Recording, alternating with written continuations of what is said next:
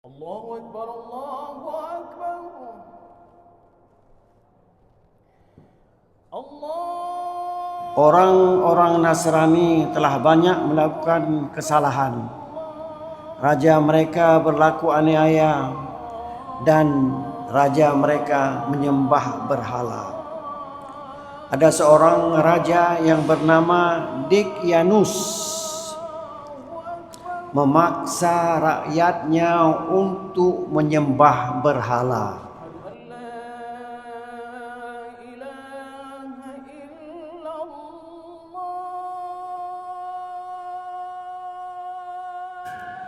Assalamualaikum warahmatullahi wabarakatuh. Alhamdulillahilladzi hadana lihadza wa ma kunna linahtadiya laula an hadana Allah. Asyhadu an la ilaha illallah wa asyhadu anna Muhammadar Rasulullah. Allahumma salli ala sayyidina Muhammad wa ala alihi wa ashabihi wa mawalah. Hadirin hadirat peserta halaqah maghrib pada Masjid Raya Baitur Rahman yang kita cintai ini, para pendengar Radio Baitur Rahman di mana saja Anda berada, para pendengar Radio Republik Indonesia Banda Aceh, para pendengar Serambi FM, dan para pendengar radio-radio lainnya yang turut serta menyebarluaskan halaqah maghrib yang berasal dari Masjid Raya Baitur Rahman Banda Aceh. Marilah kita panjatkan puji dan syukur pada Allah Subhanahu wa taala yang masih memberikan kesempatan hidup kepada kita, masih memberikan kesempatan salat berjamaah baik di Masjid Raya Baitur Rahman ataupun di masjid-masjid yang lain, juga di menasah-menasah yang ada di Aceh ini.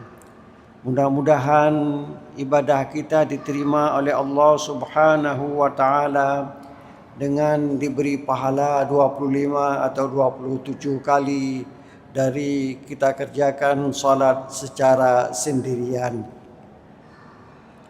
Salawat beriring salam kita sampaikan kepada baginda Rasulullah sallallahu alaihi wasallam, di mana saya tahu orang Aceh yang sekarang sudah bersiap-siap untuk melaksanakan ziarah ke kuburan atau ke makam baginda Rasulullah sallallahu alaihi wasallam di Madinah. Sekarang sudah dipersiapkan jemaah haji dari Aceh untuk berangkat, entah tanggal berapa, saya tidak tahu tanggalnya.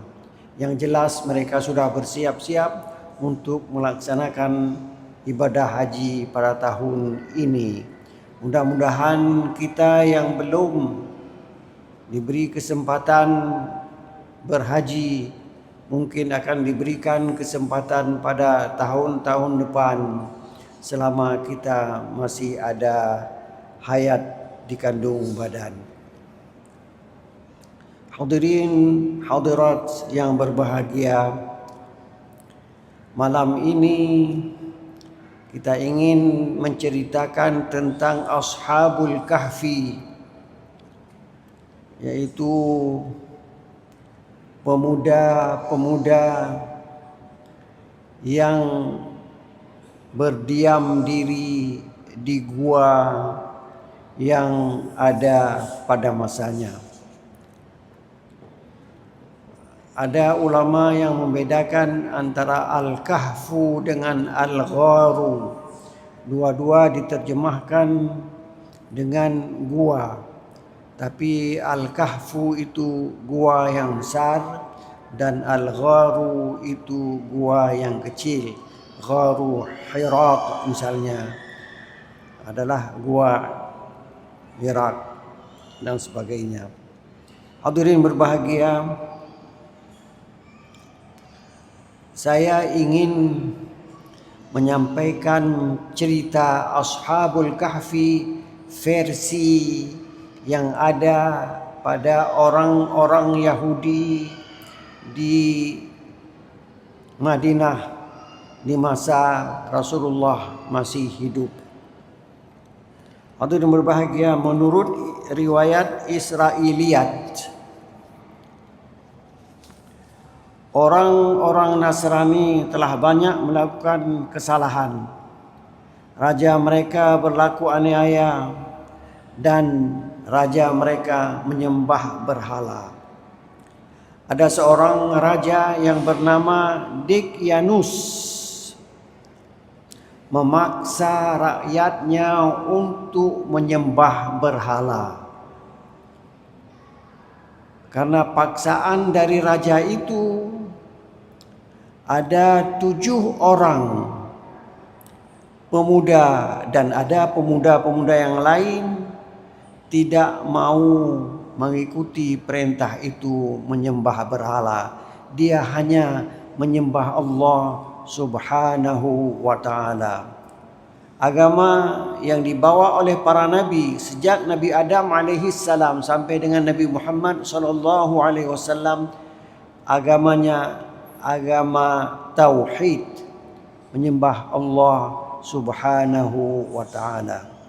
Ketika Dikyanus memaksa orang-orang atau penduduk-penduduknya untuk menyembah berhala, pemuda-pemuda itu menolak.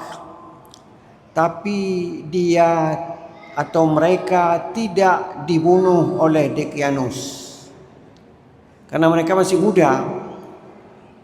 Diduga nanti kalau umur mereka bertambah, mungkin mereka akan menyembah berhala. Itu dugaan Dikyanus. Tetapi mereka ini bersikeras untuk tidak menyembah berhala. Lantas pemuda-pemuda itu pergi ke sebuah gua yang besar dan mereka menetap di gua tersebut sambil beribadah dengan ibadah tauhid kepada Allah Subhanahu wa ta'ala. Di waktu mereka mau masuk ke gua, ada seorang yang datang membawa anjing. Anjing itu langsung ikut mereka 7 orang masuk ke gua tersebut. Lantas mereka duduk dalam gua sambil beribadah kepada Allah Subhanahu wa ta'ala. Mereka perlu makanan karena manusia perlu kepada makanan. Maka salah seorang dari mereka bernama Tamliha, dialah yang keluar membeli makanan dan dibawa ke dalam gua. Sambil dia beli makanan, dia mendengar Dikyanus, raja yang kejam itu, tetap memantau mereka. Akhirnya Dikyanus datang ke gua tersebut dan menutup gua itu agar mereka mati semua dalam gua tersebut.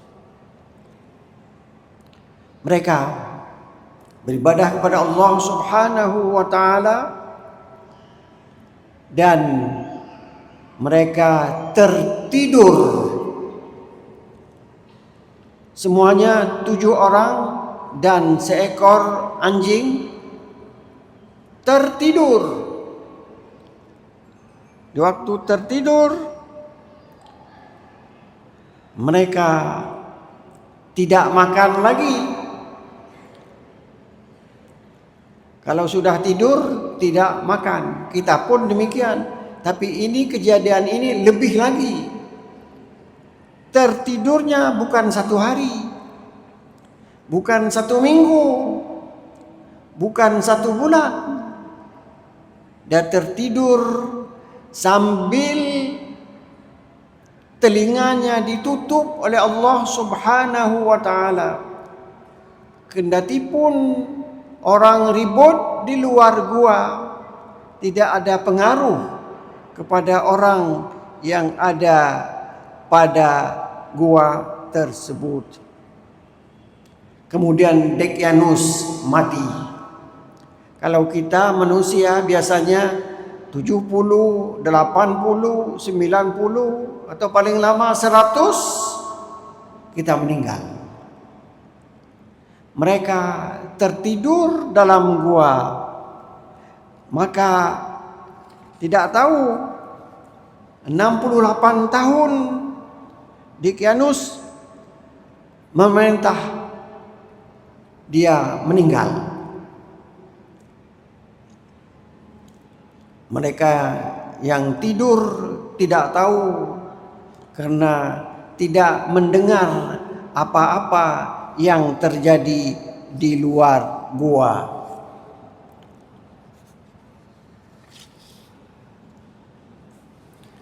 Lantas mereka terbangun. Terbangun sesudah berapa tahun? 300 tahun. Ada yang mengatakan 309 tahun. Kalau kita hitung dengan tahun Masehi 300 tahun. Kalau kita hitung dengan tahun Hijriah 309 tahun, kata seorang ulama memberitahukan kepada saya. Apa bedanya? Kalau bulan Masehi ada 31, ada 29, ada 30, ada 31. Tapi kalau bulan Hijrah hanya 29 dengan 30, 31 tidak ada. Jadi kita tidak pernah puasa 31 hari. Paling lama kita puasa 30 hari.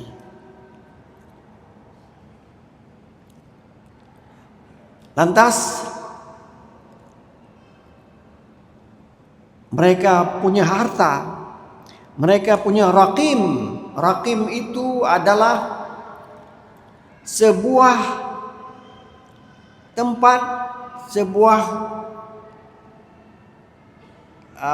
kertas yang tertulis nama-nama mereka, atau batu yang tertulis nama-nama mereka. Di Ashabul Kahfi itu ada Ar-Raqim, batu yang tertulis dengan tulisan, saya tidak tahu tulisan Arab atau tulisan yang lain. Yang jelas orang bisa tahu nama-nama mereka. Yang saya tahu nama mereka salah satunya Tamliha.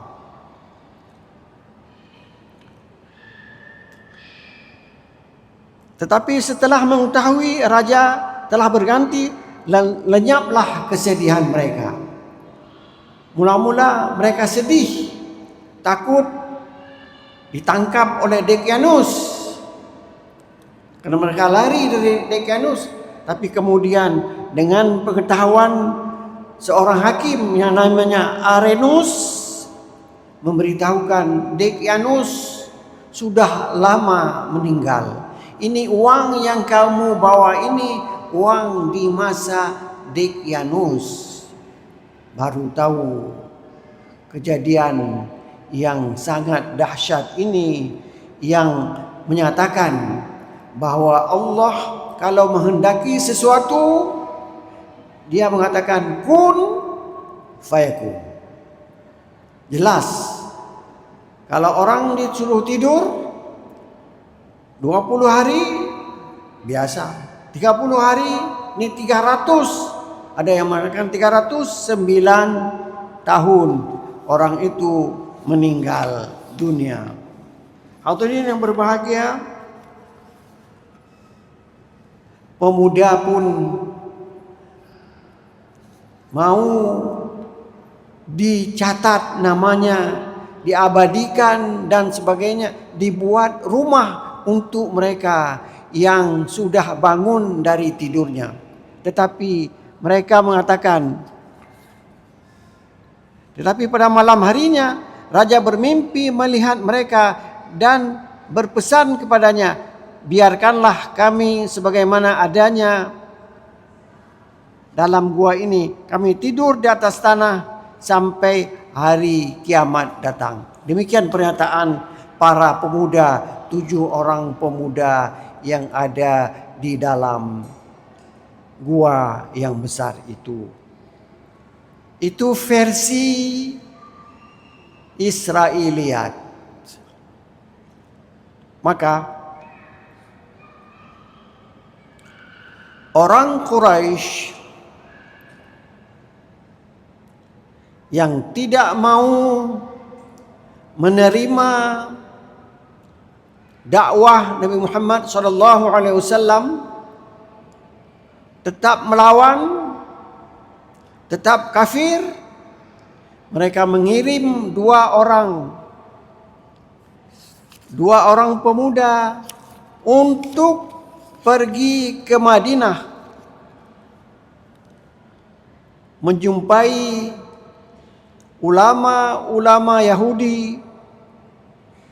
Mereka bernama An-Nadhr bin Al-Harith dan Uqbah bin Abi Mu'ayt. 2 orang dikirim ke Madinah. Mereka pergi ke Madinah dan menjumpai pemuka-pemuka agama Yahudi. Kami di Mekah, kata 2 orang ini, menceritakan kepada orang Yahudi di Madinah, kami disibukkan oleh seorang pemuda namanya Muhammad. Dia mengatakan dia seorang rasul, seorang nabi. Bagaimana kami tahu bahwa dia itu seorang nabi atau seorang rasul atau dia pendusta? Kata Yahudi itu, ini ada caranya. Apa caranya?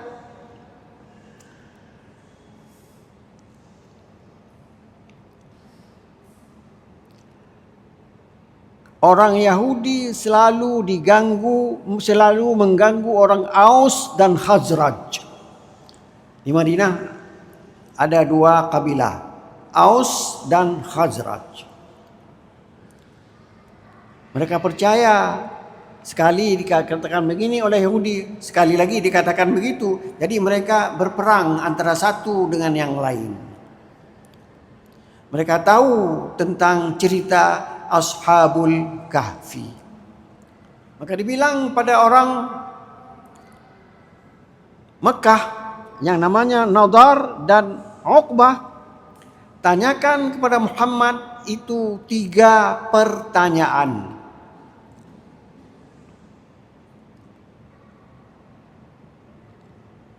Pertanyaan pertama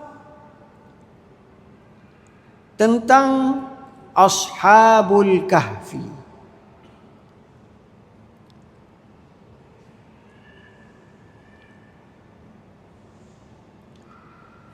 Qissatul qaumil ladzina dhahabu fid dahri madzahiba ajibah. Dia masuk ke dalam gua dan mereka tinggal di dalam gua itu. Itu ceritanya sudah saya ceritakan tadi, Israiliyat. Cerita yang kedua, tanya, itu yang pertama kamu tanya. Pertanyaan yang kedua, ma qissatur rajuli tawaf alladhi tafa al-ardha syarqan wa gharban. Ada seorang yang telah mengelilingi dunia timur dan barat. Itu pertanyaan yang kedua. Dan pertanyaan yang ketiga, marruh, apa itu roh? 3 pertanyaan itu tanya kepada Muhammad. Kalau dia bisa menjawab, berarti dia seorang nabi. Kalau tidak bisa menjawab, berarti dia seorang pendusta. Demikian orang Quraisy sudah bingung dengan Muhammad. Apa tidak bingung?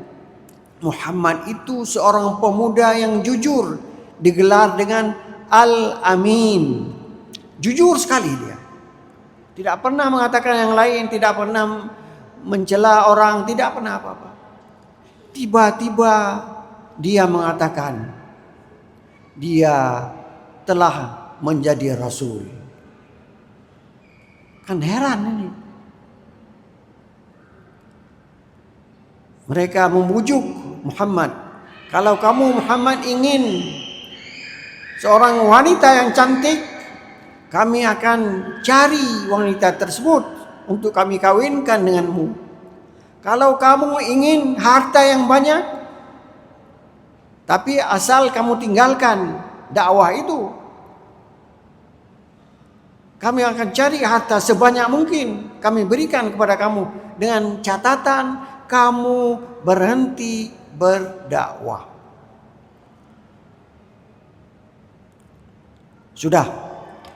3 pertanyaan itu, begitu mereka pulang dari Yasrib, dulu namanya Yasrib.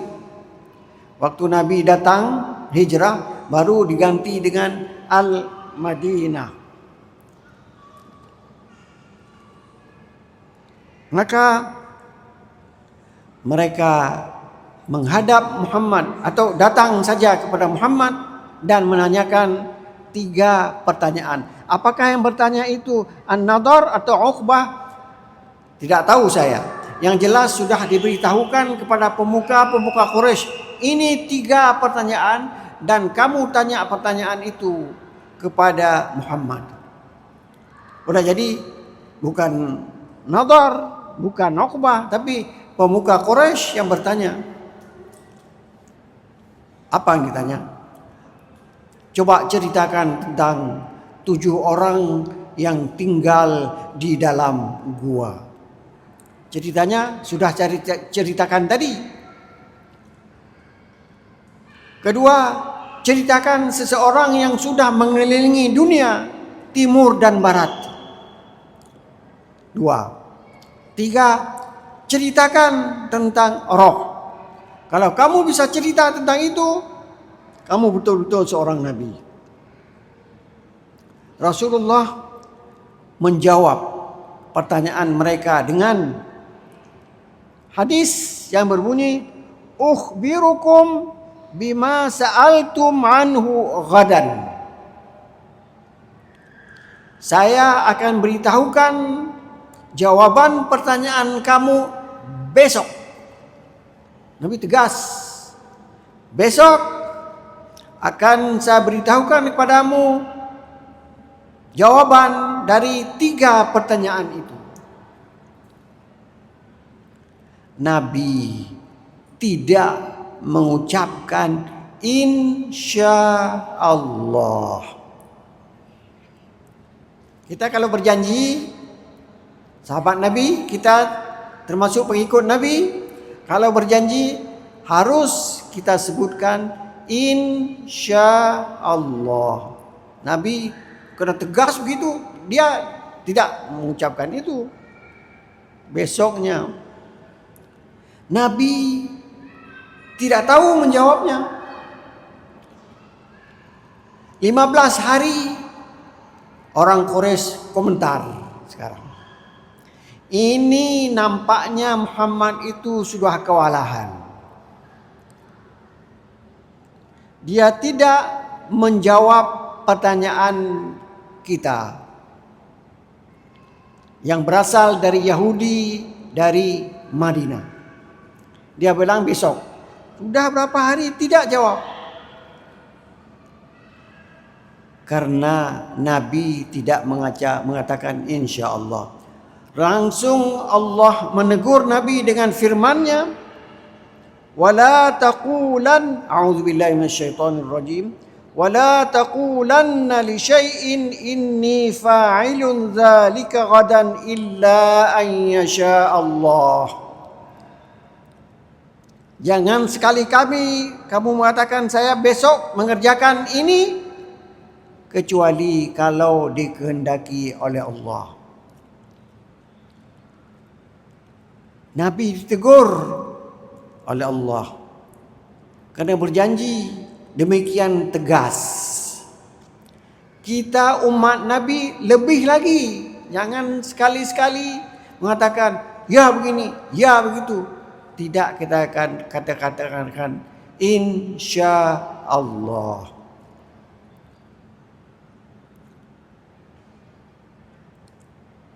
Ini suatu pendidikan bukan untuk Nabi. Nabi tidak perlu diajarkan yang begitu. Ini cara berdakwah Nabi mengajarkan umatnya. Nabi sudah masuk surga, sudah pasti dia masuk surga. Dia salat malam sampai bengkak kakinya. Itu mengajarkan orang lain. Dia sudah tidak perlu kerja, tidur saja masuk surga dia. Sudah dijamin oleh Allah Subhanahu wa taala. Karena maksum. Kita ini tidak maksum. Kita perlu bertaubat. Setiap hari kita bertaubat. Ya muqallibal qulubi tsabbit qalbi ala dinik. Itu kita berdoa dalam salat. Ya zat yang membolak-balik hati, tetapkanlah hatimu dalam agama yang engkau ridhakan.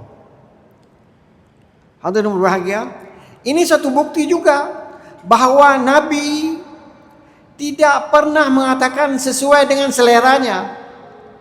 Kan dia sudah malu tadi. Kalau malu, kalau saya malu, saya misalnya malu, saya panggil orang Quraisy, panggil, mari. Saya akan cerita gini sesuai dengan selera saya. Nabi tidak. Al-Amin, orang terpercaya. Dia tidak pernah menyatakan sesuatu atas nama Allah Subhanahu wa taala. Itu perlu, itu pendidikan yang kita ambil dari cerita Ashabul Kahfi. Kemudian baru turun Jibril membawa jawaban dari pertanyaan yang ditanya tadi. Apa bunyinya? A'udzu billahi minasyaitonir rajim. Bismillahirrahmanirrahim. Am hasibta anna ashabal kahfi war-raqim kanu min ayatina ajaba. Itu permulaan. Atau kamu duga bahwa cerita Ashabul Kahfi dan Raqim, batu yang bertulis itu, ayat-ayat kami yang sangat ajaib? Ya. Tapi ayat-ayat kami bukan itu saja yang ajaib. Rasulullah naik ke Sidratil Muntaha, itu juga suatu yang aneh. Rasulullah mengerjakan misalnya mengeluarkan air dari tangannya, juga itu suatu yang aneh. Pertukaran siang dan malam, itu juga suatu yang aneh. Itu semuanya keajaiban yang dikerjakan oleh Allah Subhanahu wa taala. Jadi kita jangan terpukau dengan cerita Ashabul Kahfi saja. Kita banyak lagi cerita-cerita yang lain yang perlu kita cermati untuk mengatakan bahawa hari kiamat itu pasti terjadi. Jadi saya duga, ini dugaan saya, bahawa orang-orang yang mati syahid berada dalam kuburannya seperti orang tidur. Ya Allah, jadikanlah saya di waktu meninggal seperti orang tidur dalam kubur saya. Amin ya rabbal alamin. Wassalamualaikum warahmatullahi wabarakatuh. أعوذ بالله السميع العليم من الشيطان الرجيم بسم الله الرحمن الرحيم ولو ترى إذ المجرمون ناكسوا رؤوسهم عند ربهم ربنا أبصرنا وسمعنا فارجعنا نعمل صالحا إنا